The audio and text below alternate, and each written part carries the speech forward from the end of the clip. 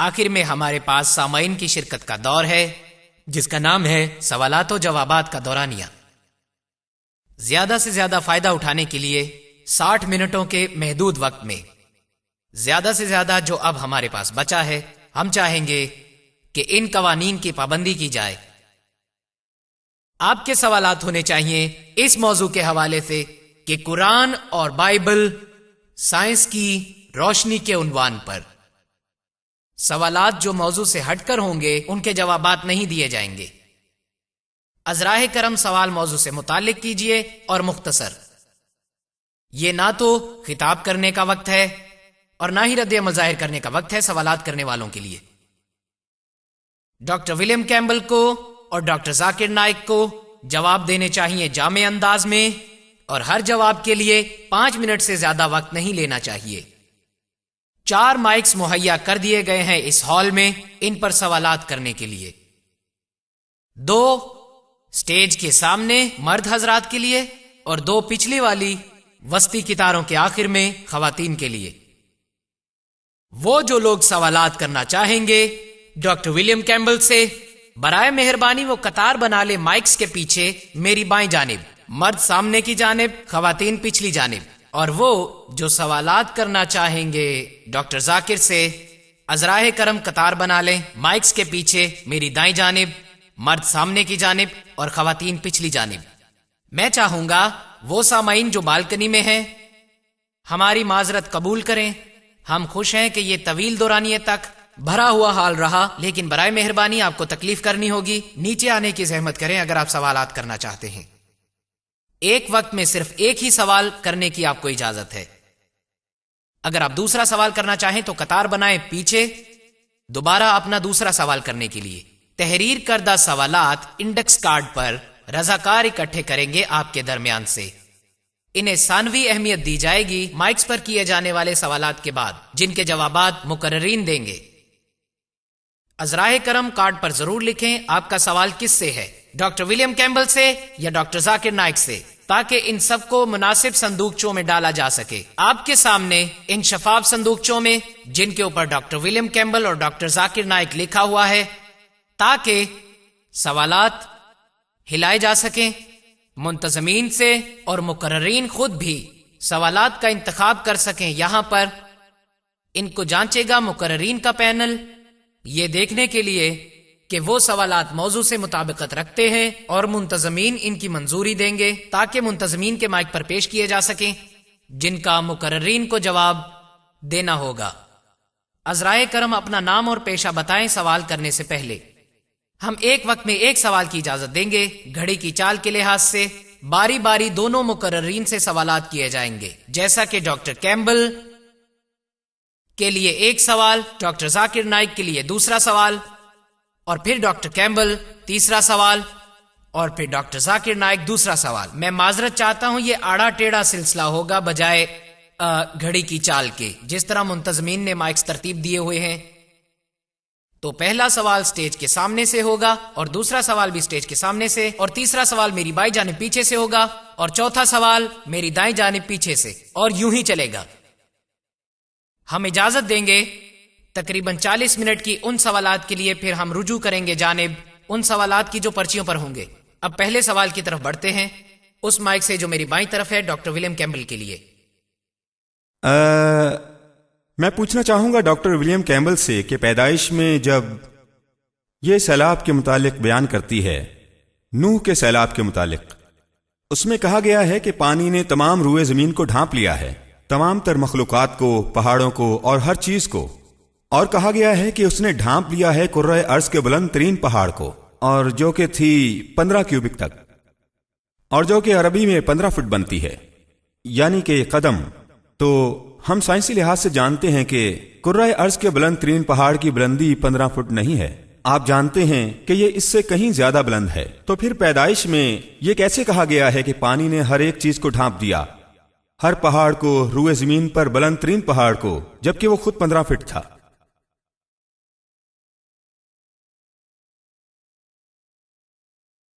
آپ کے سوال کا شکریہ۔ میرے خیال میں یہ کہا گیا ہے کہ پانی پہاڑوں سے بھی بلند ہو گیا تھا۔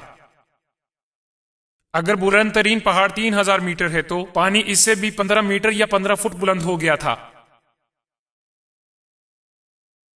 تاہم بھائی، ہم معذرت کے ساتھ کہہ رہے ہیں کہ ہم مداخلتی سوال کی اجازت نہیں دیتے۔ سوال کرنے والا اپنا سوال پیش کرے اور بس، اور پھر مقرر جسے چاہے اس کا جواب دے سکتا ہے۔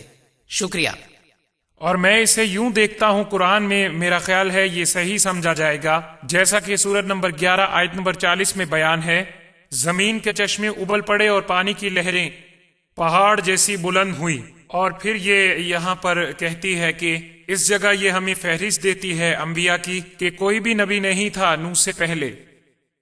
میں جانتا ہوں کہ آدم بھی نبی ہو سکتے ہیں، لیکن میں اس فہرست میں تذکرہ نہیں ہے۔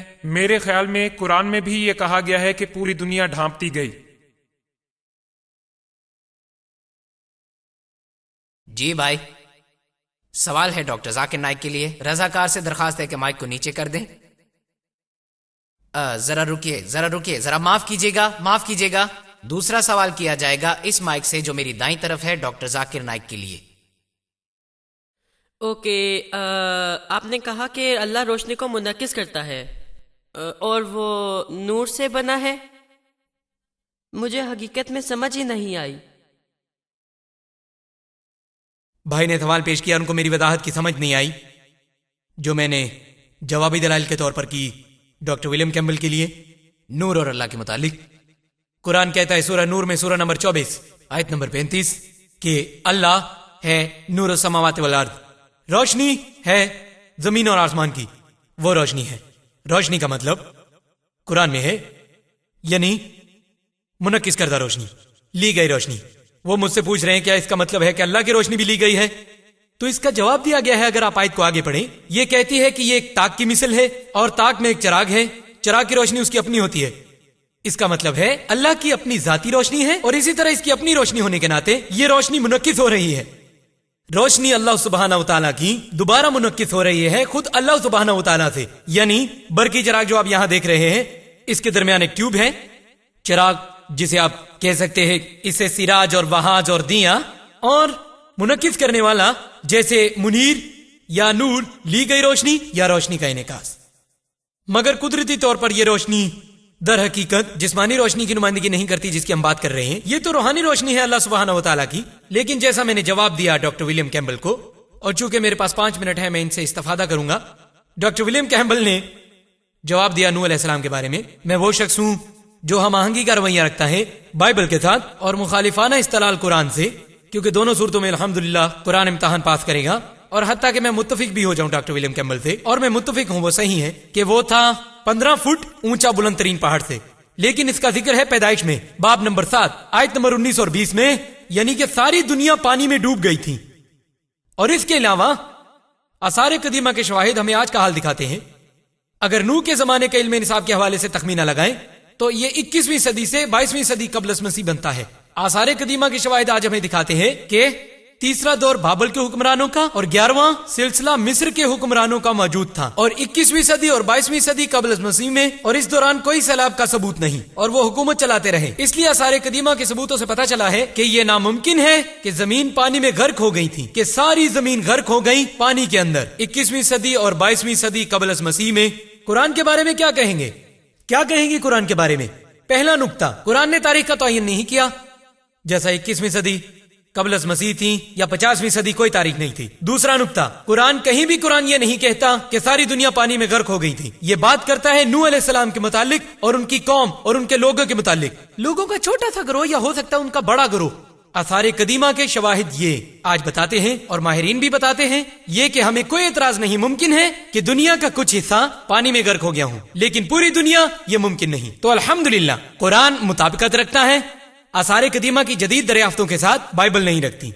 اس کے علاوہ اگر آپ پڑھیں پیدائش باب نمبر 6 آیت نمبر 15 اور 16 تو یہ بات کرتی ہے خدا کے متعلق، اس نے نوح علیہ السلام کو بتایا آپ ایک کشتی تیار کریں جس کی لمبائی 300 ہاتھ لمبی اور چوڑائی 50 ہاتھ تک چوڑی اور لمبائی 30 ہاتھ تک، کیوبک 1.5 فٹ کا ہوتا ہے۔ بھائی نے یہاں غلطی کی، یہ 1.5 فٹ ہوتا ہے، اور نئی بین الاقوامی ارشاد کہتی ہیں کہ 450 فٹ لمبی اور 75 فٹ چوڑی اور تقریباً 45 فٹ بلند تھی، وہاں 30 ہاتھ بلند۔ اگر آپ اس کی پیمائش کریں جو میں نے تخمینہ لگایا تو یہ کم سے کم بنتی ہے 150,000 مکعب فٹ، اور رقبے کے لحاظ سے 33,750 بنتی ہے. اور بائبل کہتی ہے کہ اس کی 3 منزلیں تھیں، نچلا درجہ، دوسرا درجہ، تیسرا درجہ. اگر اسے 3 سے ضرب دیں تو آپ کو جواب ملے گا 101,250 مربع فٹ. یہ ہے اس کا رقبہ. ذرا سوچئے، ایک ایک جوڑا دنیا کی تمام مخلوقات کا کیا سما گیا تھا پورے 101,250 مربع فٹ میں. ذرا سوچئے، کیا یہ ممکن ہے؟ اربوں مخلوقات ہیں پوری دنیا میں.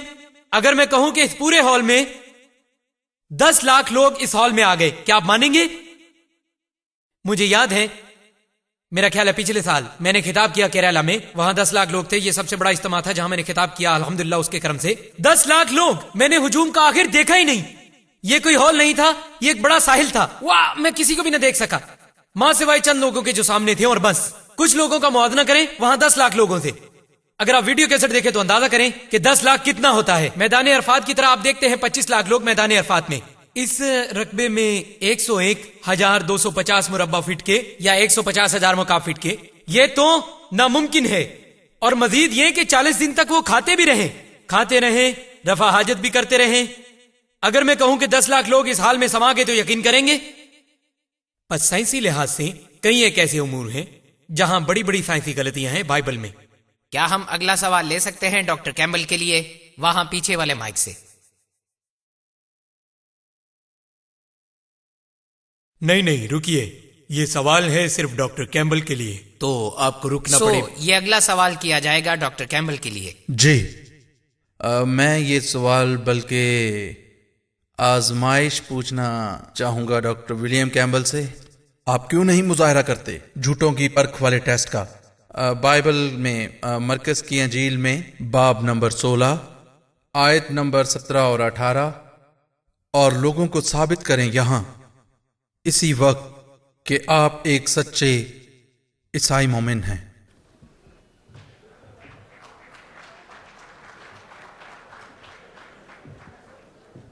میں متفق نہیں ہوں ڈاکٹر نائک کی اس وضاحت سے. خداوند یسوع مسیح تو خود آزمائے گئے، اور شیطان نے کہا کہ اگر تم خدا کے بیٹے ہو تو خود کو عبادت گاہ سے نیچے گرا دو، اور یسوع نے کہا کہ تم نہیں ورگلا سکتے خداوند اپنے خدا کو. تو اگر میں یہ کہوں کہ میں یقین حاصل کرنا چاہتا ہوں اور معجزہ دکھانے لگا ہوں آپ سب کے سامنے، تو میں خدا کو للکار رہا ہوں. میرے دوست ہیری ریڈ کلف نے جانے کا وعدہ کر لیا تھا، بس اس نے فیصلہ کر لیا اپنا وعدہ پورا کرنے کا. خدا پر بھروسہ کیا کہ وہ اپنی مرضی کرے. یہ مختلف صورتحال ہے، میں خدا کو نہیں للکاروں گا. سوال ہے ڈاکٹر نائک کے لیے. ہو سکتا ہے پیچھے سے سوال لیں. جی بہن. وہ ہیں ڈاکٹر نائک. کیمبل، وہ پیچھے. آپ کا سوال ہے ڈاکٹر نائک کے لیے، پیچھے سے خواتین. میرا سوال ڈاکٹر ذاکر نائک سے ہے. عیسائی نظریہ تثلیث کا تصور پیش کرتے ہیں سائنسی بنیادوں پر پانی کی مثال دے کر، جو 3 حالتوں میں ہو سکتا ہے: ٹھوس، مائع اور گیس، یعنی برف، پانی اور بخارات کی صورت میں. اسی طرح ایک خدا تثلیث کا حامل خدا ہے، باپ، بیٹا اور روح القدس. کیا یہ وضاحت سائنسی اعتبار سے درست ہے؟ اس سے پہلے کہ میں آپ کو جواب دوں، ہمیں خدا کو للکارنا نہیں چاہیے، خدا کو آزمانا نہیں چاہیے. لیکن ہم خدا کا امتحان نہیں لے رہے، ہم انسان کا امتحان لے رہے ہیں. خدا کو آزمانا نہیں چاہیے، لیکن ہم یہاں آپ کا امتحان لے رہے ہیں. خدا وعدہ کرتا ہے کوئی بھی عیسائی مومن جو مہلک زہر پیے گا وہ مرے گا نہیں، وہ اہل ہوگا دوسری زبانوں میں بات کرنے کے. ہم خدا کو نہیں آزما رہے، خدا تو برحق ہے، وہ دیکھے گا کہ ہر مومن بول سکتا ہے. ہم تو آپ کو آزما رہے، آپ مومن ہے کہ نہیں. اب سوال کی طرف آتے ہیں بہن کے، کہ کئی عیسائی ہیں جو کہتے ہیں سائنسی اعتبار سے ہم ثابت کر سکتے ہیں تصور تثلیث، جیسے کہ پانی 3 حالتوں میں ہو سکتا ہے: ٹھوس، مائع اور گیس، جیسے برف، پانی اور بخارات. تو اس طرح سے ہم جانتے ہیں خدا 3 صورتوں میں ہے: باپ، بیٹا اور روح القدس. کیسے جواب دیں گے اس کا کہ یہ سائنسی اعتبار سے درست ہے؟ سائنسی اعتبار سے ہم مانتے ہیں پانی 3 حالتوں میں ہو سکتا ہے: ٹھوس، مائع اور گیس، برف، پانی اور بخارات. لیکن سائنسی اعتبار سے ہم یہ بھی جانتے ہیں پانی کی اجزائی ترکیب بھی برقرار رہتے ہیں: H2O، 2 ایٹم ہائیڈروجن کے اور 1 ایٹم آکسیجن کا. اجزائی ترکیب بھی وہی ہے اور اجزاء بھی وہی رہتے ہیں، البتہ حالت بدلتی رہتی ہے. خیر کوئی بات نہیں. آئیے پرکھیں نظریہ تثلیث کو. تو نظریہ تثلیث کو باپ، بیٹا، روح القدس. حالت، وہ کہتے ہیں حالت بدلتی ہے. ٹھیک ہے، دلائل کے طور پہ ہم مان لیتے ہیں. کیا اجزائے ترکیبی بدلتے ہیں؟ خدا اور روح القدس تو روح سے بنے ہوئے ہیں، انسان بنے ہوئے ہیں گوشت اور ہڈیوں سے، وہ ایک جیسے نہیں. انسان مانگتا ہے کھانے کو، خدا کو ضرورت نہیں کھانے کی زندہ رہنے کے لیے، وہ ایک جیسے نہیں ہے. اور اس کی تصدیق کی ہے حضرت عیسیٰ علیہ السلام نے خود لوکا کی انجیل میں باب نمبر 24 آیت نمبر 36 سے لے کے 39 تک. وہ کہتے ہیں کہ میرے ہاتھ اور پاؤں چھوؤ، مجھے پرکھو اور دیکھو، ایک روح کے ہڈیاں اور گوشت نہیں ہوتی. انہوں نے کہا میرے ہاتھ اور پاؤں چھو کر دیکھو، مجھے پرکھو اور دیکھو، ایک روح کے گوشت اور ہڈیاں نہیں ہوتی. انہوں نے اپنے ہاتھ بڑھائے اور دیکھا، اور انہوں نے خوشیاں منائی، اور انہوں نے کہا کیا تمہارے پاس کوئی گوشت کھانے کے لیے ہے؟ اور انہوں نے دی بھنی ہوئی مچھلی اور شہد کے چھتے کا ایک ٹکڑا، اور انہوں نے کھایا ان کے یقین کے لیے کہ وہ خدا تھے. انہوں نے ثابت کیا وہ خدا نہیں تھے. انہوں نے کھایا، وہ گوشت اور ہڈیوں سے بنے تھے جبکہ روح کے ہڈیاں اور گوشت نہیں ہوتے. یہ ثابت ہوا کہ یہ سائنسی اعتبار سے ممکن نہیں ہے کہ باپ، بیٹا اور روح القدس، باپ حضرت عیسیٰ علیہ السلام اور روح القدس خود خدا ہے. اور تصور تثلیث، لفظ تثلیث کہیں بھی نہیں پایا جاتا بائبل میں. لفظ تثلیث نہیں ہے بائبل میں، لیکن یہ قرآن میں پایا جاتا ہے. قرآن کہتا ہے سورۃ النساء سورہ 4 آیت 171 میں وَلَا تَقُولُوا ثَلَاثَةٌ، نہ کہو 3 خدا، انتہوا خیر لکم، باز آ جاؤ یہ تمہارے لیے بہتر ہے. تثلیث یہاں بھی ہے سورہ مائدہ سورہ نمبر 5 آیت نمبر 73 جو کہتی ہے کہ لَقَدْ كَفَرَ الَّذِينَ قَالُوا إِنَّ اللَّهُ ثَالِثُ ثَلَاثَةٍ، وہ کفر کرتے ہیں، وہ بے حرمتی کرتے ہیں جو یہ کہتے ہیں کہ اللہ 3 حصوں میں بٹا ہے، وہ 3 حصوں سے مل کر بنا ہے. حضرت عیسیٰ علیہ السلام نے کبھی نہیں کہا کہ وہ خدا ہے. نظریہ تثلیث کہیں بھی نہیں ہے بائبل میں. صرف ایک آیت جو نظریہ تثلیث کے بہت قریب ہو سکتی ہے، یہ ہے یوحنا کے پہلے خط میں باب نمبر 5 آیت نمبر 7 جو کہتی ہے کہ آسمان کا حساب رکھنے والے 3 ہیں، یعنی باپ، کلمہ اور روح القدس، اور یہ تینوں ایک ہیں. لیکن اگر آپ نظر ثانی شدہ ایڈیشن دیکھیں جس پر نظر ثانی کی 32 علماء نے، عیسائی علماء بلند ترین مقام رکھنے والے جن کی 50 مختلف معاون مذہبی فرقوں نے حمایت کی ہے، وہ کہتے ہیں کہ یہ آیت بائبل کی پہلے خط میں یوحنا کے باب 5 آیت نمبر 7 یہ ہے تحریک شدہ، جھوٹ کا پلندہ ہے اور من گھڑت ہے، اسے نکال پھینکا گیا بائبل سے. حضرت عیسیٰ علیہ السلام نے کبھی دعویٰ نہیں کیا خدائی کا. یہاں پر کوئی بھی ایک ایسا بیان نہیں ہے پوری کی پوری بائبل میں عیسیٰ علیہ السلام نے کہا ہو کہ میں خدا ہوں یا میری عبادت کرو. اگر آپ بائبل کو پڑھیں تو اس میں لکھا ہے کہ یوحنا کی انجیل میں باب نمبر 14 آیت نمبر 28 میں اس نے کہا میرا باپ مجھ سے عظیم تر ہے. یوحنا کی انجیل باب نمبر 10 آیت نمبر 29 میں میرا باپ سب سے عظیم تر ہے. متی کی انجیل باب نمبر 12 آیت نمبر 28 میں میں بھگاتا ہوں شیطانوں کو خدا روح کی طاقت سے. لوکا کی انجیل باب نمبر 11 آیت نمبر 20 میں خدا کی انگلی سے شیطان کو بھگاتا ہوں. یوحنا کی انجیل باب نمبر 5 آیت نمبر 30 میں اپنے آپ کچھ نہیں کر سکتا.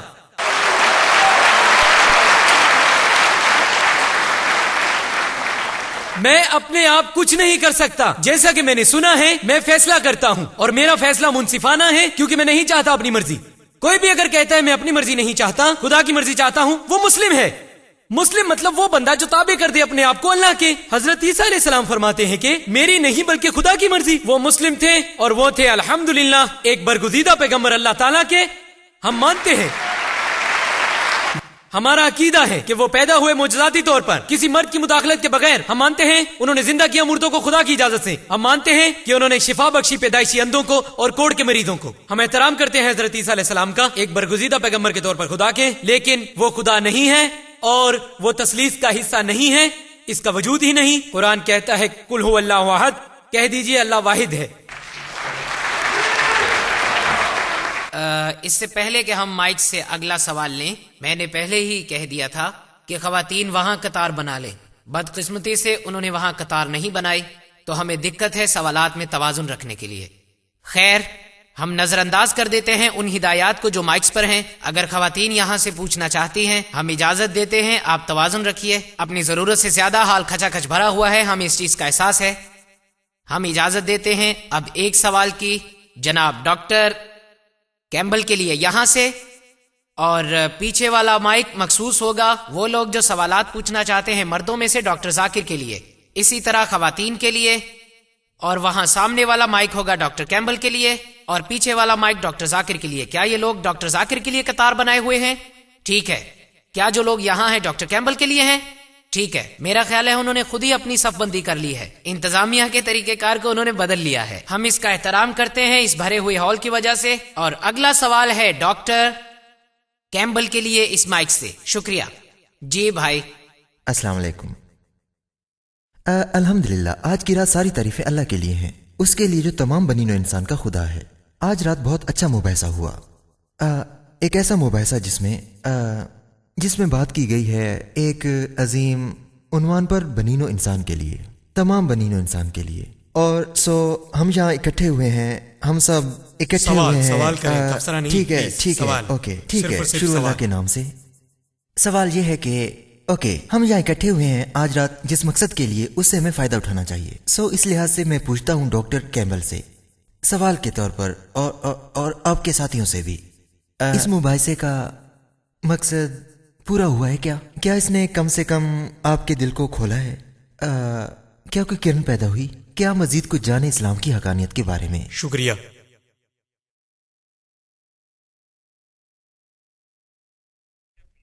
کہ سورج جو آپ نے کیا،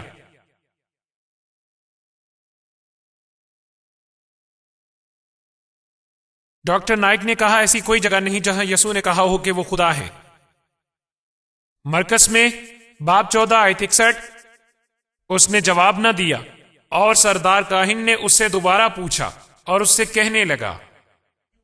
ایک مثال پالوس کی ہے. وہ گیا جب اس کا جہاز تباہ ہو گیا، اور یسوع نے کہا ہاں میں ہوں. تو انہوں نے کہا میں خدا کا بیٹا ہوں، اور انہوں نے کہا کہ وہ خدا ہے. اور بائبل واضح طور پر کہتی ہے، میں جانتا ہوں کہ انہوں نے حوالہ دیا ان آیات کا جن کا حوالہ ڈاکٹر نائک دینا چاہتے تھے، جن میں یسوع اپنی بشری صورت میں تھے، لیکن دوسری آیات میں جن میں انہوں نے کہا میں اور باپ ایک ہیں، لکھا ہے ابتدا میں ایک کلمہ تھا اور کلمہ خدا کے ساتھ تھا اور کلمہ خدا تھا اور خدا انسانی روپ میں آیا اور ہمارے ساتھ رہا. یسوع کے بپتسمے میں باپ بولا اور کہا کہ یہ میرا سب سے پیارا بیٹا ہے. یسوع بھی وہیں تھے اور روح القدس ان پر اترا. باپ، بیٹا اور روح القدس. ہم نے یہ باتیں نہیں گھڑی اپنے دماغوں سے. آپ اس بات کو پیش نظر رکھیں. اور اب میرے ایک دوست نے یہ سوال پوچھا. ہم نے بہت کچھ سیکھا ہے اور میں آرزو مند ہوں سیکھنے کے لیے. میرا اب بھی یہ خیال ہے کہ 500 گواہیوں کا یسوع مسیح کو دیکھنا کہ وہ مردوں میں سے جی اٹھے مجھے زیادہ تقویت بخشتا ہے، اور محمد آئے 600 سال بعد صرف ایک گواہ کے ساتھ. شکریہ. اب ہم سوال لیں گے ڈاکٹر ذاکر کے لیے پچھلے مائک سے. جی بہن. پہلے ڈاکٹر کیمبل نے کائنات کے بارے میں قرآنی افکار کے مقابلے میں مفروضاتی جھوٹے حقائق پیش کرنے کی کوشش کی. پھر آپ نے ان کو رد کیا جن کا جواب نہیں دیا گیا. تاہم بائبل کیا کہتی ہے زمین کی ساخت کے متعلق اور اس کے دیگر پہلوؤں کے بارے میں؟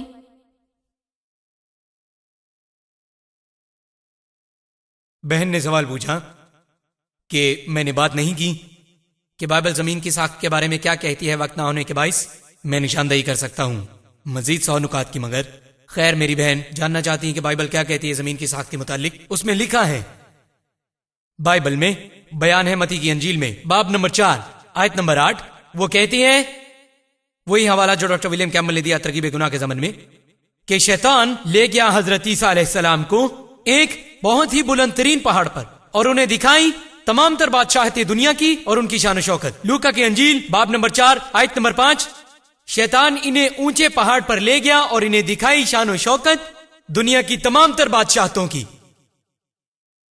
اب اگر آپ جائیں بلند ترین پہاڑ پر، دنیا کے اونچے پہاڑ پر جیسے ماؤنٹ ایوریسٹ، اور فرض کریں آپ کی بینائی بہت اچھی ہے اور آپ دیکھ سکتے ہیں ہزاروں میل تک ایک ساتھ، اور اب آپ اس قابل نہیں ہوں گے کہ دیکھ سکیں تمام تر سلطنتیں دنیا کی، کیونکہ ہم جانتے ہیں کہ دنیا گول ہے. آپ اس قابل نہیں ہوں گے کہ آپ دیکھ سکیں جو بادشاہتیں دنیا کی دوسری جانب ہے. آپ صرف ایک ہی طرح دیکھ سکتے تھے کہ اگر دنیا چپٹی ہوتی. یہی بیان ہے بائبل کا کہ دنیا چپٹی ہے، بالکل چپٹی. مزید برآں یہی بیان دہرایا گیا ہے دانیل کی کتاب میں باب نمبر 4 آیت نمبر 10 اور 11. وہ کہتی ہے، خواب میں ایک درخت بلند ہو گیا آسمان تک، اور جب درخت آسمان تک بلند ہو گیا وہ انتہا تک پہنچا کہ ہر کوئی دنیا کے کونے کونے سے اس درخت کو دیکھ سکتا تھا. یہ صرف اس وقت ممکن ہے اگر زمین کی ساخت چپٹی ہو. اگر درخت بہت اونچا تھا اور دنیا چپٹی تھی تو یہ ممکن ہے. آج یہ ایک مسلمہ حقیقت ہے کہ دنیا گول ہے. آپ اس قابل نہیں ہوں گے کہ درخت کو دیکھیں کتنا ہی لمبا کیوں نہ ہو، مخالف سمت سے زمین کے گول ہونے کی صورت میں. اگر آپ مزید پڑھیں، یہ لکھا ہے پہلی تواریخ کی کتاب میں باب نمبر 16 آیت نمبر 30 کہ زمین حرکت نہیں کرتی، اور یہی بات دہرائی گئی ہے 93 زبور میں اس کی آیت نمبر 1 میں کہ خدا نے زمین کو ٹھہرایا ہوا ہے. اس کا مطلب ہے کہ زمین حرکت نہیں کرتی. اور نئی بین الاقوامی ارشاد بھی یہ کہتی ہے خدا نے زمین کو قائم کیا ہے اور اس کی حرکت کو روکا ہوا ہے، گویا کہ 1 منٹ کی زمین 1 منٹ رہتا ہے یا 1 منٹ رہتا ہے. میں سمجھا کہ 1 منٹ انتظار کریں. ڈاکٹر ولیم کیمبل کے مطابق انہوں نے کہا کہ حضرت عیسیٰ علیہ السلام نے کہا ہے بائبل میں کئی مقامات پر کہ وہ خدا تھے. آپ دیکھ سکتے ہیں میرا ویڈیو کیسٹ خدا کا تصور بڑے مذاہب میں، جس میں ہے تمام تر حوالہ جات اور جوابات. میں صرف وہ حوالہ جات دوں گا جن کا انہوں نے ذکر کیا. میں اور میرا باپ ایک ہیں. یہ ہے یوحنا سے باب نمبر 10 آیت نمبر 30، اور ابتدا میں تھا کلمہ، یہ ہے یوحنا سے باب نمبر 1 آیت نمبر 1. آپ سیاق و سباق دیکھیں تو آپ کو معلوم ہوگا کہ حضرت عیسیٰ نے کبھی بھی خدا ہونے کا دعویٰ نہیں کیا. آپ میری ویڈیو کیسٹ لے سکتے ہیں جو باہر دستیاب ہے. خدا کا تصور بڑے بڑے مذاہب میں اور اسلام اور عیسائیت میں مشترکہ باتیں، جس میں یہ تفاصیل دی گئی ہیں کہ حضرت عیسیٰ نے کبھی بھی خدائی کا دعویٰ نہیں کیا. جی شکریہ. اگلا سوال ہے سامنے والی خاتون کا ڈاکٹر ولیم کیمبل کے لیے. آپ نے اپنے ایک ٹیسٹ کا ذکر کیا کہ سچے مومن اپنے ایمان کے باعث زندہ رہ سکتے ہیں زہر پی کر. آپ کا رسپوتین کے بارے میں کیا خیال ہے، جس کو اتنا سائنائڈڈ زہر دیا گیا جو کہ 16 لوگوں کو مارنے کے لیے کافی تھا، اور وہ زہر سے نہیں بلکہ خون کے ضائع ہونے سے مرا؟ وہ سچا عیسائی نہیں تھا جو اس کے ساتھ ایسا ہوا. اس کی وضاحت کیسے کریں گے کہ صرف ایک سچا عیسائی ہی زہر پی سکتا ہے؟ اس کی وضاحت کریں گے؟ میرا نہیں خیال کہ مجھے کوئی وضاحت کرنے کی ضرورت ہے. راسپوتین عیسائی نہیں تھا، لیکن جو کچھ اس کے ساتھ ہوا میرا خیال ہے کہ اس کی کوئی وضاحت نہیں بائبل میں. میں پہلے کہہ چکا ہوں یسوع مسیح خدا کی یہ منشا نہیں ہے کہ ہم یہاں قطار بنا لیں اور زہر پینا شروع کر دیں اور دیکھیں کہ وہ سچا خدا ہے. ہم آپ کو سننے او معاف کیجیے گا. اور وہاں اسے کچھ بھی نہ ہوا. وہاں ایسا بتایا گیا ہے، خدا نے ایسا بتایا کہ ایسا ہی ہوگا. ایک مثال پالوس کی ہے. وہ گیا جب اس کا جہاز تباہ ہو گیا، میرا خیال ہے یونان، لیکن میرے ذہن میں غلط جگہ ہے. اور وہ ساحل پہ اترا اور وہ آگ میں لکڑیاں ڈال رہا تھا کہ اسے سانپ نے کاٹ لیا، اور وہاں اسے کچھ بھی نہ ہوا. وہ خدا کو نہیں آزما رہا تھا بلکہ وہ تو لکڑیاں آگ میں ڈال رہا تھا. سو یہ مختلف صورتحال ہے.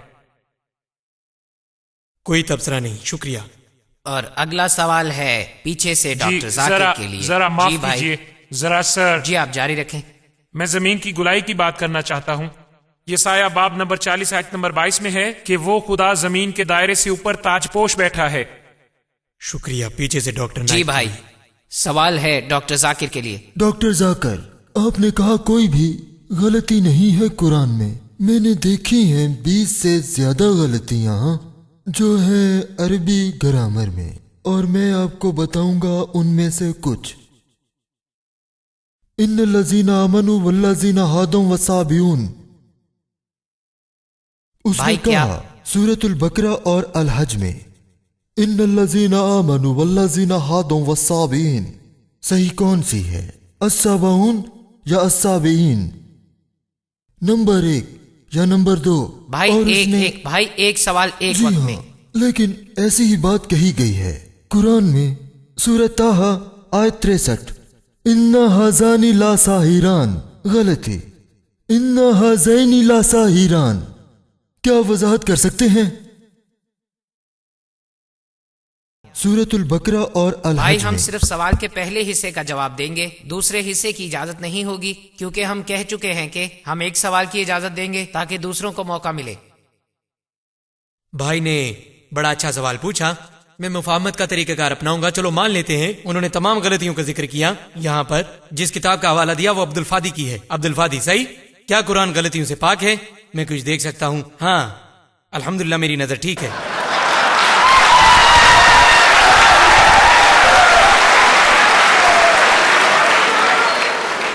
میں تمام 20 اعتراضات کا ایک ساتھ جواب دوں گا کیونکہ میں نے کتاب پڑھی ہے. میں جواب دوں گا تمام 20 کا انشاءاللہ. بھائی اعتراض نمبر 1، پہلا نقطہ، پہلے نقطے کو نوٹ کیا جائے کہ تمام عربی گرامر قرآن مجید سے ہی لی گئی ہیں. قرآن سب سے اعلیٰ و ارفع عربی گرامر کی کتاب تھی. یہ وہ کتاب ہے جو ادب کا اعلیٰ ترین معیار رکھتی تھی. تمام عربی گرامر قرآن ہی سے اخذ کی گئی ہے. قرآن گرامر کی نصابی کتاب ہے. چونکہ قرآن گرامر کی نصابی کتاب ہے اور تمام گرامر قرآن سے اخذ کی گئی ہیں تو قرآن میں کوئی غلطی ہو ہی نہیں سکتی. پہلا نقطہ. اعتراض نمبر 2. دوسرا نقطہ یہ ایسے ہے کہ آپ ایک پیمانہ لیں اور اس پیمانے کے اوپر پیمائشیں ہوں اور آپ کہیں گے پیمائش غلط ہے. یہ بڑی ہی غیر منطقی بات ہے. دوسرا نقطہ، مختلف قبیلوں میں عرب کے، آپ جانتے ہیں عربی، اور ڈاکٹر ولیم کیمبل بھی مجھ سے اتفاق کریں گے، مختلف عربی قبیلوں میں گرامر تبدیل ہوتی رہی ہے اور کچھ عربی قبائل میں ایک لفظ مؤنث ہے اور وہی لفظ آگے چل کے مذکر ہو جاتا ہے. وہی لفظ دوسرے قبائل میں اس کی گرامر تبدیل ہوتی رہتی ہے، حتیٰ کہ جنس تبدیل ہوتی رہتی ہے. تو کیا آپ پرکھیں گے قرآن کو غلط گرامر کے حساب سے؟ نہیں. اور اس کے علاوہ قرآن کی کتابت بہت اعلیٰ و عرفہ ہے، بہت اعلیٰ ہے، یہ کہیں زیادہ برتر ہے. اور آپ کو کئی کتابیں ملیں گی، انٹرنیٹ پہ جاؤ، 12 گرامر کی غلطیاں ہیں، 21 گرامر کی غلطیاں ہیں، عبد الفادی 20 گرامر کی غلطیاں ہیں. کیا آپ سمجھتے ہیں کہ عیسائی لوگوں نے یہ غلطیاں بیان کی؟ یہ کس نے غلطیاں نکالی؟ پتہ ہے کس نے نکالی؟ مسلمانوں نے. مسلم علماء نے، جیسے زمخشری، انہوں نے کیا کیا؟ قرآن کی گرامر اس قدر اعلیٰ ہے کہ یہ عربی روایتی استعمال کے خلاف جاتی ہے.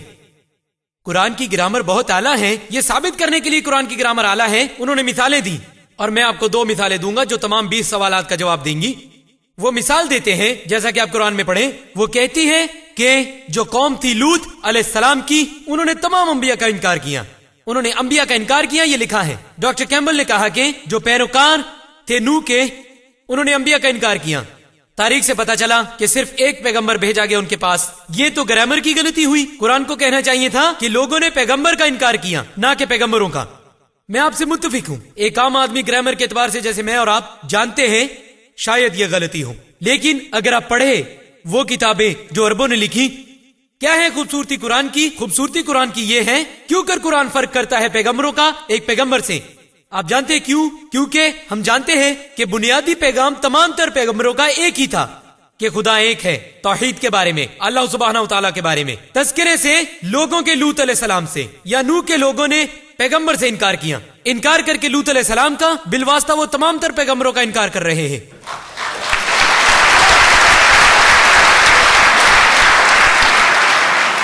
اس نے کمال دیکھیے، وضاحت دیکھیے. الحمدللہ. آپ سوچ سکتے ہیں کہ یہ غلطی ہے، یہ غلطی نہیں. اسی طرح انیس سروج جیسے لوگ کہتے ہیں کہ قرآن کہتا ہے کن فیکون، ہو جا سو ہو گیا. ہونا چاہیے تھا کن فکانا، ہو جا وہ ہو گیا تھا. میں مانتا ہوں فعل ماضی کن فکانا ہی ہے عربی میں، یہ کن فیکون نہیں. لیکن کن فیکون کہیں زیادہ برتر ہے. یہ کہتا ہے اللہ کر سکتا تھا، کر سکتا ہے، کر سکے گا. ماضی، حال اور مستقبل. شکریہ ڈاکٹر نائک. ہم اگلا سوال لیں گے سامنے اس بھائی سے، ڈاکٹر ولیم کیمبل کے لیے. جی ڈاکٹر کیمبل، یہ ایک نہایت پرخلوص سوال ہے اس آیت کے متعلق کچھ جاننے کے لیے. میں یہ پوچھنا چاہتا ہوں کہ یسوع کی خدمات صرف 3 سال کے لیے تھیں. یوحنا جو بپتسمہ دینے والے ہیں ان سے بپتسمہ لینے کے بعد، تو یسوع دوسری طاقتور ترین ہستی خدا کے بعد، خدا کا بیٹا، ان کی کیا خدمات ہیں ان کی ابتدائی زندگی میں؟ پہلے سال سے لے کر 27ویں یا 28ویں سال تک ان کی نمایاں خدمات کیا ہیں؟ یہ تو ہے، معاف کیجیے گا ڈاکٹر کیمبل، یہ تو موضوع نہیں آج کی رات کا. نہیں، آپ سوال بدل لیں. خطاب کے آغاز میں ڈاکٹر کیمبل نے تذکرہ کیا کہ ذوالقرنین کا قرآن کی سورہ نمبر 18 سے، یعنی کہ سورہ کہف سے، اور یہ کہا کہ ذوالقرنین سے مراد سکندر اعظم ہے. کیا آپ یہ ثابت کر سکتے ہیں کہ آپ کو کیسے علم ہوا کہ ذوالقرنین ہی سکندر اعظم ہے؟ میں نے صرف اسے پڑھا جو تفسیر تھی یوسف علی کی، لیکن قطع نظر اس بات کے کہ آیا وہ سکندر اعظم تھا یا کوئی اور، کہ سورج شفاف پانی کی دلدل میں غروب نہیں ہوتا، اور یہ بات بہت تفصیل سے کہی گئی ہے. جی شکریہ. جی بہن، سوال ڈاکٹر ذاکر کے لیے. میں نہیں جانتی مسیح آیات کو، لیکن بائبل کہتی ہے جب یونس علیہ السلام 3 دن اور 3 راتیں مچھلی کے پیٹ میں تھے، اس طرح ابن آدم بھی ہوں گے 3 دن اور 3 راتوں تک زمین کے قلب میں. کیا حضرت عیسیٰ نے سائنسی اعتبار سے یونس علیہ السلام کی علامت پوری کی؟ بہن حوالہ دے رہی ہے بائبل کی آیت کا، متی کی انجیل باب نمبر 12 آیت نمبر 38 تا 40. جب لوگوں نے کہا حضرت عیسیٰ علیہ السلام کو ہمیں نشانیاں دکھائیں، ہمیں معجزہ دکھائیں، حضرت عیسیٰ علیہ السلام نے کہا تمام بدکار اور زناکار نسل والے نشانیوں کو مانگتے ہیں، تمہیں کوئی نشانی نہیں دی جائے گی لیکن یونس کی، جیسے کہ یونس رہے 3 دن اور 3 راتوں تک رہے ویل مچھلی کے پیٹ میں، سو اس طرح ابن آدم 3 راتیں اور 3 دن زمین کے قلب میں رہے گا۔ نشانیاں یونس کی۔ حضرت عیسیٰ علیہ السلام نے وہ تمام ترنڈے ایک ٹوکری میں ڈال دیے۔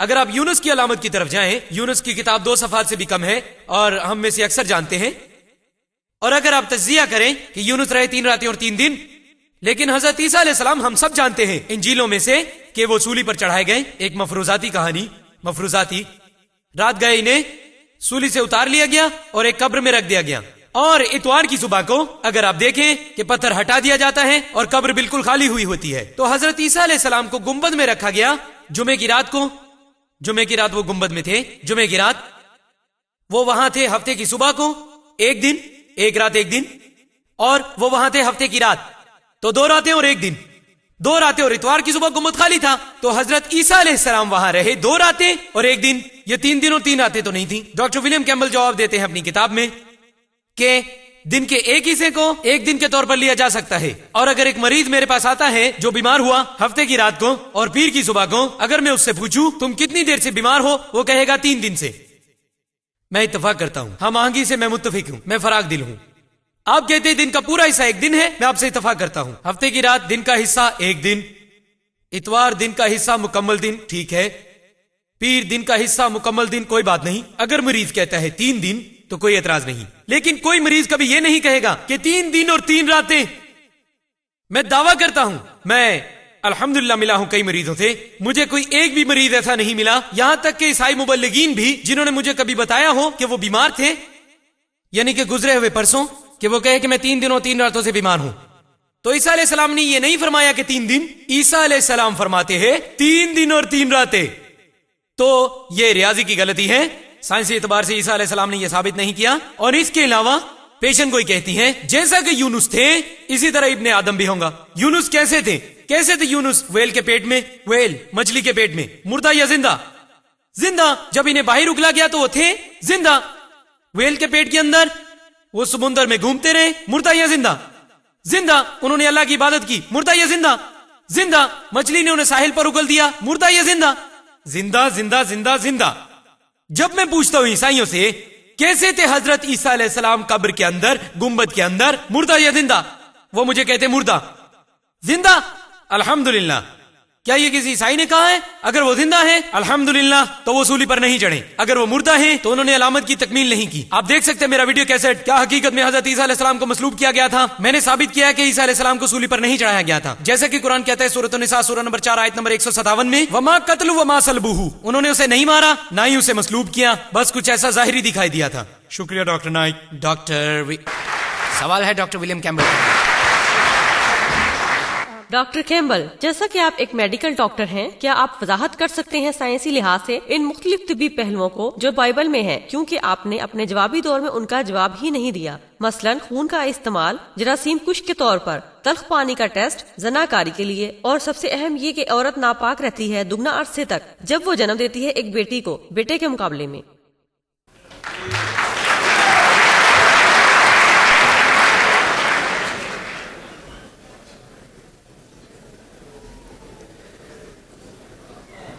آپ کے سوال کا شکریہ، میں ابھی جواب دیتا ہوں، لیکن ڈاکٹر ذاکر کو وہ سوالات مل رہے ہیں جو کسی عیسائی کو ملنے چاہیے۔ بیان کیا گیا ہے کہ اگلے ہی دن تمام تر تیاری کے بعد بڑے پادری اور رہنما دعا گو لوگوں کے پاس آئے اور کہا، جناب ہمیں بہت اچھی طرح یاد ہے کہ جب وہ زندہ تھے انہوں نے تو کہا تھا مجھے 3 دن بعد دوبارہ زندہ ہونا ہے، تو اس لیے قبر کو مستحکم کرنے کا حکم جاری کریں 3 دن تک۔ سو وہ 2 معنی الفاظ استعمال کر رہے ہیں۔ جہاں تک میرا تعلق ہے یہ تمام الفاظ 3 دن، 3 دن کے بعد ایک جیسے ہیں، جو کچھ بھی ہو یسوع کے ساتھ قبر میں، اور دوسری چیز ہے ان کا دوبارہ جی اٹھنا۔ پھر ایک اور بات ہے، جب یسوع گرفتار ہوئے جمعرات کی رات کو، عذرائے کرم خاموش رہیے، ایسے بات نہیں بنے گی، صبر کریں۔ 3 دن، میرا مطلب ہے 3 دن جب انہیں گرفتار کیا گیا، انہوں نے کہا میرا وقت آن پہنچا ہے، اس لیے میں 3 راتیں اور 3 دن شمار کرتا ہوں۔ اب آپ نے مجھ سے بائبل میں ان مقامات کے بارے میں پوچھا ہے۔ میرا ایمان ہے کہ بائبل خدا کی لکھی ہوئی ہے اور خدا نے ان مقامات کو اس میں رکھا ہے۔ یہ میری ذمہ داری نہیں کہ میں وضاحت کرتا پھروں کہ خدا نے کیا کہا۔ میرا ایمان ہے کہ خدا نے یہ باتیں بائبل میں رکھی ہیں۔ اور اب ہم آخری سوال لیں گے مائک سے، اس بھائی سے جو پیچھے ڈاکٹر ذاکر کے لیے، پھر ہم شروع کریں گے سوالات انڈیکس کارڈ سے۔ یہ آخری سوال ہے، جیسا کہ ہمارا وقت محدود ہے، ازراہ کرم اوکے ڈاکٹر ذاکر کے لیے۔ السلام علیکم، میرا نام اسلم روف ہے اور میں طالب علم ہوں اور آج کل حیاتیات پڑھ رہا ہوں۔ میرے استاد مجھے عمل ارتقاء پڑھا رہے ہیں اور میں حیران ہوں اسلامی جواب پر عمل ارتقاء سے متعلق، اور ابھی آپ وضاحت کر دیں مختصراً کہ اسلام کیا کہتا ہے عمل ارتقاء اور عمل تخلیق سے متعلق۔ شکریہ۔ بھائی نے سوال پوچھا، جیسے ڈاکٹر کیمبل نے بے تکلفی سے جواب دیے، میں بھی بے تکلفی سے جواب دوں گا۔ کہیں نہیں ہے قرآن میں حوالہ سکندر اعظم کا، یہاں لکھا ہے ذوالقرنین نہ کہ سکندر اعظم۔ اگر کچھ مفسرین نے غلطیاں کی ہیں تو یہ غلطی ہے تفسیر کی، انسانوں نے غلطی کی ہے نہ کہ خدا کے کلام میں۔ بائبل کے حوالے سے کہ دنیا یا سایہ میں دائرہ ہے، کوئی بات نہیں، یہ کہتی ہے دائرہ نہ کہ گنبد نما۔ ایک مقام پر بائبل کہتی ہے چپٹی، دوسری جگہ پر دائرہ۔ اگر متفق ہے دونوں آیات سے تو یہ ٹکیا جیسی دکھے گی۔ دیکھیں کیا یہ زمین جیسی دکھائی دیتی ہے؟ یوں یہ دائرہ نما ہے اور یوں یہ چپٹی ہے، یہ تو زمین نہیں ہے۔ قرآن میں حیاتیات کے حوالے سے اور عمل ارتقاء کے بارے میں بھائی نے 2 سوال پوچھے ہیں، مجھے ایک کا جواب دینا ہے، یہ دوسرے کا مجھے نہیں پتا۔ صرف ایک۔ کون سا، پہلا یا دوسرا، حیاتیات یا عمل ارتقاء؟ عمل ارتقاء بہتر ہے، یہی بہتر ہے۔ آپ چن رہے ہیں یا وہ چن رہے؟ کیونکہ اس کا سوال ہی عمل ارتقاء کے بارے میں۔ 2 سوالات، پہلے حیاتیات پھر عمل ارتقاء۔ 2 سوالات، پہلے حیاتیات پھر عمل ارتقاء۔ آپ کے پاس 3 منٹ ہے۔ چلیں ٹھیک ہے، میں اتفاق کرتا ہوں صاحب صدر سیمل نعمان صاحب کے ساتھ، میں عمل ارتقاء کا جواب دوں گا۔ درست جواب کے لیے آپ دیکھ سکتے ہیں میرا ویڈیو کیسٹ قرآن اور جدید سائنس۔ جب آپ عمل ارتقاء کے بارے میں سوچتے ہیں تو آپ سوچتے ہیں ڈارون کے نظریے سے، اور ڈارون جہاز پر گیا، HMH بیوگل نامی، وہ کیلاٹروپکس جزیرے پر گیا اور اس نے پرندوں کو چونچلے کرتے ہوئے دیکھا طاقوں پر، اس مشاہدے کی بنیاد پر کہ پرندوں کی چونچیں لمبی اور چھوٹی دکھائی دی تھی۔ اس نے غور و فکر کیا قدرتی انتخاب پر۔ اس نے دوست کو خط لکھا جس کا نام تھامس تھامپٹن تھا 19ویں صدی میں۔ اس نے کہا کہ میرے پاس کوئی ثبوت نہیں تائید کرنے کا اپنی قدرتی انتخاب کا، لیکن کیونکہ اس نے میری مدد کی علم جنین کے ابتدائی اعضاء کے بارے میں تشہیر دینے میں، اس لیے میں نے یہ پیش کیا۔ ڈارون کا نظریہ کوئی کسی قسم کی حقیقت نہیں رکھتا، یہ صرف نظریہ ہے۔ میں نے بالکل واضح کیا اپنے بیان کے آغاز میں، قرآن جا سکتا ہے نظریات کے خلاف کیونکہ نظریات الٹا موڑ لیتے ہیں، لیکن قرآن خلاف نہیں ہوگا کسی مسلمہ حقیقت کے۔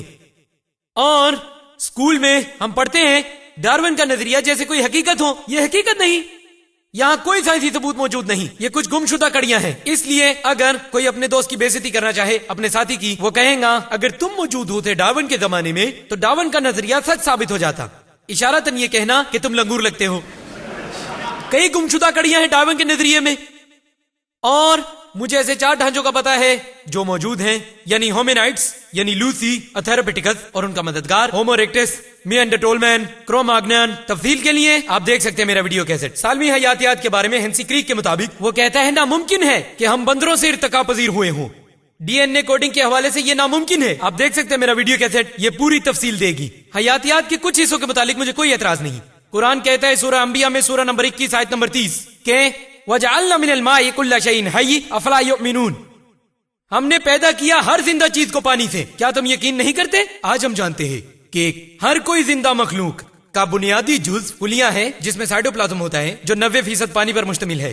ہر زندہ مخلوق دنیا میں جس میں تقریباً 50 سے 90% پانی ہوتا ہے۔ اندازہ کریں عرب کے صحراؤں میں کون اندازہ کرے گا کہ ہر چیز پانی سے بنی ہے؟ قرآن نے یہ کہا ہے 1400 سال پہلے، اور اس لیے نائک شکریہ بہت بہت شکریہ۔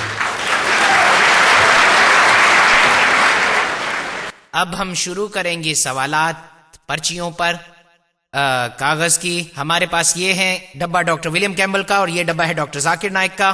ہم ان کی ناموں والی جانب پھیر دیتے ہیں تاکہ یہ نہ دیکھ سکیں، آپ لوگ دیکھ سکیں۔ وہ ان میں سے سوالات اٹھائیں گے بغیر اس ڈبے کو دیکھے اور اس کا جواب دیں گے۔ جو بھی پرچی وہ اٹھائیں گے انہیں اس کا جواب دینا ہوگا۔ پہلا سوال ہے ڈاکٹر ولیم کیمبل کے لیے۔ اور اگلا سوال ہے ڈاکٹر ذاکر. یہ دونوں سوالات پہلے ہی اٹھا سکتے ہیں تاکہ ہمارا وقت ضائع نہ ہو ان کے سوالات پڑھنے میں. ایک ایک سوال ہوگا. ہم اجازت دیتے ہیں ڈاکٹر ولیم کیمبل کو کہ وہ اپنا سوال پڑھ لیں تاکہ مشکل نہ ہو. میں سوال تو پڑھوں گا مگر پہلے یہ بات کرنا چاہتا ہوں کہ ہر چیز پانی سے بنی ہے. یہ قطعی طور پر واضح ہے. جب آپ کسی کیڑے مکوڑے کو مارتے ہیں یہ پانی سے بنا ہے. ہر جاندار پانی سے بنا ہے. یہ قابل مشاہدہ بات ہے، معجزہ نہیں. ٹھیک ہے ڈاکٹر کیمبل، اگر آپ پیدائش میں پائے جانے والے تضادات کا جواب نہیں دے سکتے تو کیا یہ ثابت نہیں ہوتا کہ بائبل غیر سائنسی ہے اور یہ خدا کا کلام نہیں؟ میں مانتا ہوں کہ مجھے کچھ مشکلات کا سامنا ہے لیکن میرے پاس تکمیل شدہ پیشن گوئیاں موجود ہیں اور یہ میرے لیے بہت اہمیت رکھتی ہیں. یہ پیشن گوئی کہتی ہے یسوع سنگ بنیاد ہے اور ان کی بنیاد رکھی گئی ہے شاگردوں اور خدا کے پیغمبروں پر، اور پیغمبروں نے پیشن گوئیاں کی اور شاگردوں نے انہیں لکھا جب خدا نے پیشن گوئیوں کی تکمیل کی. میں جانتا ہوں یہ آپ کے سوال کا جواب نہیں، لیکن میرا ایمان مسیح پر ہے جو میرا نجات دہندہ ہے. ٹھیک ہے، شکریہ. اب آپ ڈاکٹر نائک. عبارت اور ترجمہ دو مختلف الفاظ ہیں جو مختلف معنی دیتے ہیں. بائبل میں انگلش عبارت اور ترجمہ، کیا سائنسی طور پہ ترجمہ اور عبارت ثابت ہو سکتا ہے کہ یہ دونوں بالکل ایک ہی ہیں؟ کیا خدا نے موسیٰ پر اور عیسیٰ علیہ السلام پر وحی انگلش میں نازل کی؟ یہ بہت اچھا سوال ہے. کیا عبارت اور ترجمہ ایک جیسا ہو سکتا ہے؟ نہیں. عبارت اور ترجمہ دونوں بالکل ایک جیسے نہیں ہو سکتے، دونوں قریب قریب ہو سکتے ہیں. مولانا عبد المجید دریابادی کے حوالے سے انہوں نے کہا سب سے مشکل ترین کتاب دنیا میں ترجمہ کرنے کے لیے قرآن کریم ہے، کیونکہ قرآن کی زبان اتنی فصیح ہے، یہ اعلیٰ درجے برتر ہے، عالی شان ہے، اور عربی کے ایک لفظ کے کئی معنی ہیں. یہی وجہ ہے کہ قرآن کا ترجمہ کرنا بہت مشکل ہے. یہ ایک جیسا نہیں. اگر یہاں کوئی غلطی ہے ترجمے کے اندر، یہ انسانی ہاتھ کا کام ہے. جس انسان نے ترجمہ کیا ہے اس کا قصور ہے، نہ کہ خدا تعالیٰ کا. اب رہا سوال کہ کیا بائبل انگلش میں نازل ہوئی؟ نہیں، بائبل انگلش میں تو نازل نہیں ہوئی تھی. اس کا پرانا عہد نامہ عبرانی میں ہے اور نیا عہد نامہ یونانی میں. اگرچہ حضرت عیسیٰ علیہ السلام بولتے تھے عبرانی زبان، لیکن اصل مسودہ جو ہمارے پاس ہے یہ یونانی زبان میں ہے. پرانا عہد نامہ اصل عبرانی زبان والا ہے ہی نہیں. کیا آپ کو علم ہے؟ عبرانی ترجمہ پرانے عہد نامے کا یونانی زبان میں کیا گیا ہے. یہاں تک کہ اصل پرانا عہد نامہ جو کہ عبرانی زبان میں تھا آج وہ موجود ہی نہیں، اور یہاں ہمیں دوہرا مسئلہ ہے. کوئی تعجب نہیں کہ آپ کے یہاں نقل نویسی ہوتی ہے، لیکن قرآن الحمدللہ بالکل اصل عربی متن میں موجود ہے. اسے آپ الحمدللہ سائنسی اعتبار سے ثابت کر سکتے ہیں کہ یہ وہی ہے. رہی بات یہ کہ وحی کا نزول ہوا تھا حضرت عیسیٰ علیہ السلام پہ اور حضرت موسیٰ علیہ السلام پہ. میں کہہ چکا ہوں اپنے پہلے ہی جوابات اور بیانات میں کہ ہمارا ایمان ہے کہ قرآن کہتا ہے سورہ روعد میں سورہ نمبر 13 آیت نمبر 38 کہ اللہ سبحانہ و تعالیٰ نے کئی ایک الہامی کتابیں نازل کی. ناموں سے صرف 4 بیان ہے: تورات، زبور، انجیل اور قرآن. تورات ایک وحی ہے جو دی گئی حضرت موسیٰ علیہ السلام کو، زبور ایک وحی ہے جو کہ دی گئی حضرت داؤد علیہ السلام کو، اور پھر انجیل وہ وحی ہے جو حضرت عیسیٰ علیہ السلام پر نازل کی گئی، اور قرآن ایک آخری اور حتمی وحی ہے جو کہ خاتم النبیین حضرت محمد صلی اللہ علیہ وسلم پر نازل کی گئی. لیکن موجودہ بائبل وہ انجیل نہیں ہے جس پر ہم ایمان رکھتے ہیں جو حضرت عیسیٰ علیہ السلام پر نازل ہوئی. ڈاکٹر کیمبل. ہمارے پاس ایک اور ہے. لیکن موجودہ انجیل وہی ہے جو برسوں سے چلی آ رہی ہے. ہمارے پاس متن تقریباً 75% حصے 180 عیسوی کے ہیں جو 100 سال کے بعد یوحنا نے تحریک کیے. اس وقت ایسے لوگ زندہ تھے جب اس نے لکھا. اس موقع پر جن لوگوں کو علم تھا وہ جانتے تھے، جن لوگوں کے باپ دادا یوحنا کے توسط سے ایمان رکھتے تھے. یہ اچھی گواہی ہے اور اچھا متن ہے کہ بائبل ایک مستند تاریخ ہے. تو اب سوال، جو ممکنات آپ نے پیش کی یہ عظیم شماریات ہیں، شکریہ، لیکن معاملے میں اب خدا کے یہ مکمل طور پر حقیر ہے، لیکن خدا تو بااختیار ہے، جسے چاہے پسند کر سکتا ہے. یقیناً قطع نظر امیری، غریبی یا کسی بھی اور چیز سے، تو آپ کا مفروضہ کیسے لاگو ہو سکتا ہے؟ یسوع غریب تھے، وہ پسند کیے گئے تھے. اس نے کہا ابن آدم کے پاس کوئی ٹھکانہ نہیں سر چھپانے کے لیے. میں اس بارے میں کچھ نہیں کہہ سکتا. میں نے نہیں دیکھا کہ شماریات اس کے بارے میں کیا کہتی ہیں. شماریات تو یہ تھیں کہ کتنے لوگ ان پیشن گوئیوں کی تکمیل کر سکے. میں امید کرتا ہوں کہ یہ بات مدد کرے گی. شکریہ. شکریہ. آئیے ڈاکٹر نائک, آئیے شکریہ. یہ ثابت کرتے کرتے, یہی کچھ ثابت کرتے کرتے کہ قرآن ہم آہنگ ہے جدید سائنس کے ساتھ. کیا ہوگا اگر جدید سائنس ہی غلط ہو تو؟ کیا قرآن ہمیشہ تبدیل ہوتا ہے سائنسی تبدیلیوں کے ساتھ؟ یہ ایک بہت ہی اچھا سوال ہے. یہ نہایت ہی اہم سوال ہے اور ہم مسلمانوں کو کافی محتاط ہونا چاہیے ہم آہنگی ثابت کرنے کے لیے قرآن اور جدید سائنس میں. اسی لیے میں نے کہا تھا اپنے بیان کے آغاز میں صرف ان پر بات کروں گا جو کہ وہ سائنسی حقائق ہیں جو کہ تسلیم شدہ ہیں, اور یہ سائنسی حقیقت جو تسلیم شدہ ہے, مثال کے طور پر کہ زمین گول ہے, یہ غلط نہیں ہو سکتا تھا. تسلیم شدہ سائنس الٹا موڑ نہیں لے سکتی, لیکن غیر تسلیم شدہ سائنس قیاس آرائیوں اور نظریات کی طرح الٹا موڑ لے سکتی ہے. میں جانتا ہوں مسلم علماء کو جنہوں نے نظریہ ڈارون کو جوڑنا چاہا قرآن کے ساتھ. یہ حماقت ہے. سو اس لیے ہمیں حد سے تجاوز نہیں کرنا چاہیے کہ کوشش کریں ثابت کرنے کے لیے جدید سائنس کو. ہمیں محتاط ہونا چاہیے کہ یہ معاملہ تسلیم شدہ ہے یا پھر غیر تسلیم شدہ. اگر یہ تسلیم شدہ ہے الحمدللہ سائنسی ثبوتوں کے ساتھ, تو قرآن کبھی بھی اس کے خلاف نہیں ہوگا. اگر یہ قیاس آرائیاں ہیں تو یہ صحیح بھی ہو سکتی ہیں, غلط بھی ہو سکتی ہیں. جیسا کہ بگ بینگ کا نظریہ, یہ پہلے قیاس آرائیاں تھیں. آج ٹھوس ثبوت کے بعد سمادی مادے کے متعلق تحقیق اسٹیفن ہاکنگ کے نزدیک یہ حقیقت ہے. تو بگ بینگ کا نظریہ آج ایک حقیقت ہے. گزرے ہوئے کل میں یہ قیاس آرائیاں تھیں, جب حقیقت بنی میں نے استعمال کیا. آپ جانتے ہیں مفروضات کہتے ہیں کہ بنین و انسان جینز کے صرف ایک جوڑے سے پیدا ہوئے ہیں, آدم اور حوا. میں استعمال نہیں کرتا کیونکہ اسے سائنس تسلیم نہیں کرتی. اگر یہ قرآن کے ساتھ ملتا ہے, یہ قرآن سے مطابقت رکھتا ہے کہ ہم وجود میں آئے ہیں ایک جوڑے سے آدم اور حوا کے, سلامتی ہو ان پر, لیکن میں استعمال نہیں کرتا کیونکہ یہ ایک تسلیم شدہ حقیقت نہیں ہے. تو اس لیے کوئی باہمی ربط ثابت کرتے وقت قرآن کے درمیان اور سائنس وغیرہ کے ساتھ اسے دیکھیے. آپ صرف ان سائنسی حقائق کا استعمال کریں جو کہ تسلیم شدہ ہیں, مفروضے یا قیاس آرائیاں نہیں, کیونکہ قرآن کہیں زیادہ برتر ہے جدید سائنس سے. میں سائنس کی مدد سے یہ ثابت کرنے کی کوشش نہیں کر رہا کہ قرآن اللہ کا کلام ہے, ہرگز نہیں. میں تو یہ کوشش کر رہا ہوں کہ ہم مسلمانوں کے لیے قرآن ایک حتمی معیار ہے, دہریوں کے لیے اور غیر مسلموں کے لیے شاید سائنس حتمی معیار ہو سکتا ہے. میں کیا کر رہا ہوں, میں وہ معیار استعمال کر رہا ہوں, وہ پیمانہ دہریوں کا اور اس کا موازنہ پیش کر رہا ہوں مسلمانوں کے پیمانے قرآن سے. میں یہ ثابت بالکل نہیں کر رہا کہ قرآن اللہ کا کلام ہے. سائنس کی مدد سے میں تو یہ کر رہا ہوں کہ جب بھی کوئی دلیل پیش کرتا ہوں تو قرآن کی عظمت و برتری دکھاتا ہوں کہ جو بات آپ کی سائنس نے ہمیں کل بتائی تھی قرآن نے ہمیں بتا دیا 1400 سال پہلے. میں ثابت کرنا چاہتا ہوں کہ ہمارا پیمانہ, مسلمانوں کا پیمانہ قرآن کہیں زیادہ برتر ہے آپ کے پیمانے سائنس سے. اس لیے آپ کو ایمان لانا چاہیے قرآن پہ جو کہیں زیادہ برتر ہے. امید ہے سوال کا جواب ملا. شکریہ ڈاکٹر نائک. جی ڈاکٹر کیمبل, یہ آخری معاف کیجیے گا, صرف 2 سوالات باقی ہیں مقررین کے لیے. سامعین سے گزارش ہے کہ ٹھہریں کچھ وقت کے لیے. اب ہمارے پاس کاغذ پر آخری سوال ہے ڈاکٹر کیمبل کے لیے, اس کے بعد آخری سوال ہے ڈاکٹر ذاکر کے لیے, اور آپ سے التماس ہے کہ آپ انتظار کریں.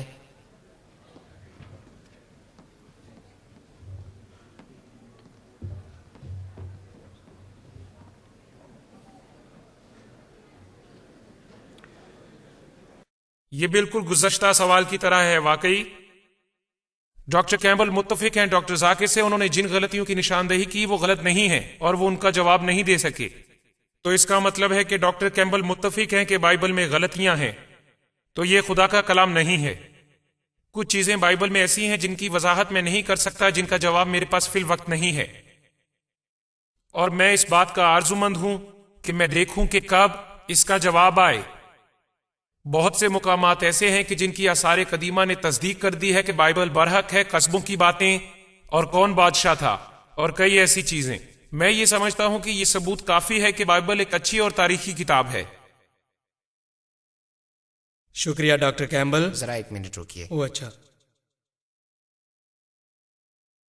سوال ہے کیا کچھ اور بھی ریاضیاتی تضادات ہیں بائبل میں؟ کیا بائبل میں یہ کیا ہے, بائبل یا اسلام, معاف کیجیے گا, کیا اور بھی ریاضیاتی تضادات ہیں اسلام میں؟ کیا کچھ اور بھی ہیں؟ یہ بائبل سے یا اسلام سے مجھے نہیں پتا, میں دونوں کا جواب دوں گا. کیا کچھ اور بھی ہیں یہ بائبل سے متعلق ہونا چاہیے؟ کیونکہ میں نے اس کے تضادات کی بات کی. بہرحال اسلام کے متعلق قرآن کہتا ہے سورۃ النساء میں سورہ 4 آیت نمبر 82 افلا یتدبرون القرآن ولو کان من عند غیر اللہ لوجدوا فیہ اختلافا کثیرا. کیا وہ قرآن کو غور سے نہیں سمجھتے؟ اگر یہ اللہ کے سوا کسی اور طرف سے ہوتا تو اس میں کئی قسم کے تضادات ہوتے، اس میں ایک بھی نہیں ہے.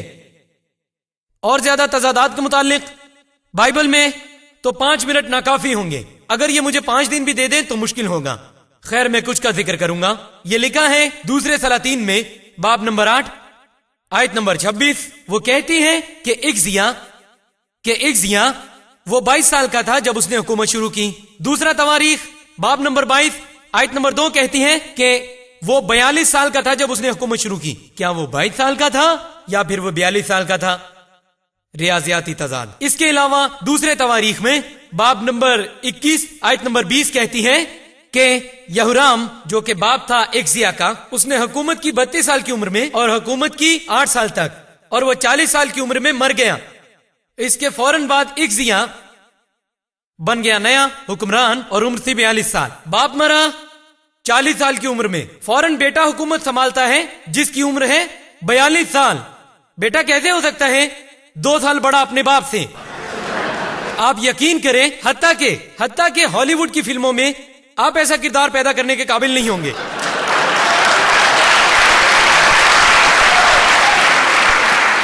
ہالی ووڈ کی فلموں میں آپ ایک سینگ والا گھوڑا پیدا کر سکتے جیسا میں نے بتایا، یونیکارن، کروکوڈائسس وغیرہ جس کا ذکر بائبل کرتی ہے، کروکوڈائسس اور اژدہیں اور سانپ. لیکن ہالی ووڈ میں بھی آپ نہیں دکھا سکتے ایک بیٹا اپنے باپ سے 2 سال بڑا. یہ تو معجزہ بھی نہیں ہو سکتا. حتیٰ کہ معجزے میں بھی ممکن نہیں، ناممکن ہے. معجزے میں کسی کنواری کے یہاں ایک ہستی تو پیدا ہو سکتی ہے، لیکن معجزے میں آپ ایک بیٹے کو نہیں دیکھیں گے اپنے باپ سے 2 سال بڑا. مزید اگر آپ پڑھیں، یہ لکھا ہے بائبل میں دوسرے سیموئیل میں باب نمبر 24 آیت نمبر 9 کہ وہاں جو لوگ شامل تھے میدان جنگ میں فہرست دی گئی ہیں ان لوگوں کی دوسرے سیموئیل کے اندر باب نمبر 24 آیت نمبر 9. اور وہ کہتی ہے وہ لوگ جنہوں نے حصہ لیا، اسرائیل کے 8 لاکھ لوگوں نے اس جنگ میں حصہ لیا اور 5 لاکھ مردوں نے حصہ لیا یہودا کے. یہی اگر آپ دوسری جگہوں میں دیکھیں، پہلا تواریخ باب نمبر 21 آیت نمبر 5 کہتی ہے کہ پورے 11 لاکھ لوگوں نے لکھا ہے حصہ لیا میدان جنگ میں اسرائیل کے مردوں میں سے، اور 10,460 مردوں نے حصہ لیا یہودا کے. کیا وہاں 8 لاکھ لوگوں نے حصہ لیا تھا اسرائیل کے مردوں میں سے، یا وہاں تھے 11 لاکھ لوگ اس جنگ میں؟ وہاں تھے 5 لاکھ لوگ یہودا کے جنہوں نے حصہ لیا، یا 10,460 تھے؟ یہ ایک واضح تعداد ہے. اس کے علاوہ یہاں لکھا ہے بائبل میں، یہاں دوسرے سیموئیل میں باب نمبر 6 آیت نمبر 23 کہ میکل جو بیٹی ہے سول کی، اس کا کوئی بیٹا نہیں. دوسرا سیموئیل باب نمبر 21 آیت نمبر 8 میکل جو بیٹی ہے سول کی، اس کے 5 بیٹے تھے. ایک جگہ پر کہتے ہیں اس کا کوئی بچہ نہیں، کوئی بیٹا کوئی بیٹی نہیں، دوسری جگہ 5 بیٹے. مزید اگر آپ پڑھیں، یہاں لکھا ہے بائبل میں متی کی انجیل میں باب نمبر 1 آیت نمبر 16، یہ کہتی ہے نسب نامے کے بارے میں حضرت عیسیٰ علیہ السلام کے. اور اسی طرح لوکا باب نمبر 3 آیت نمبر 23، اور وہ کہتی ہے کہ یسوع کا باپ یوسف تھا اور اس کا باپ یعقوب تھا. متی باب 1 آیت نمبر 16 اور لوکا باب نمبر 3 آیت نمبر 23. یسوع کا باپ یوسف تھا اور اس کا باپ ایلی تھا. کیا یسوع کے باپ یوسف کے 2 باپ تھے؟ آپ کیا کہتے ہیں ایسے شخص کو جس کے 2 باپ ہوں؟ یا وہ ایلی تھا یا وہ یعقوب تھا؟ شکریہ ڈاکٹر نائک، بہت بہت شکریہ.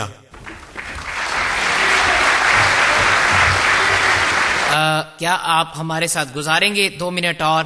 ہمارے درمیان معروف بین الاقوامی اسلامک اسکالر ڈاکٹر جمال بدوی موجود ہیں، اور اسلامک ریسرچ فاؤنڈیشن کی جانب سے ہم اسے باعث اعزاز سمجھتے ہیں اگر وہ حاصل کریں.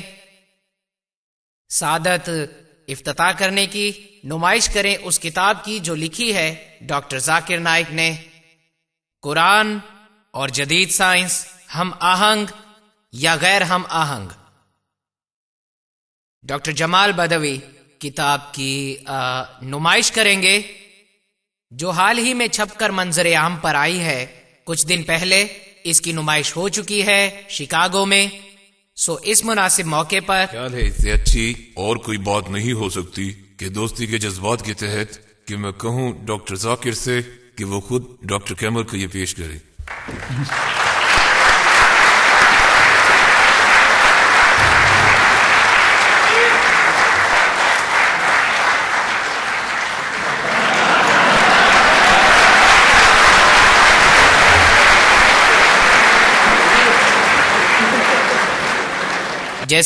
جیسا کہ ہمارے پاس بہت محدود تعداد میں نسخے موجود ہیں تو ہم التجا کرتے ہیں صرف غیر مسلم مہمانوں کو جو یہاں آئے براہ کرم ادائیگی کے بغیر یہ کتاب لے جا سکتے ہیں ہال سے باہر جاتے وقت اگر انہیں دلچسپی ہو. یہ ہمارے لیے باعث مسرت ہے.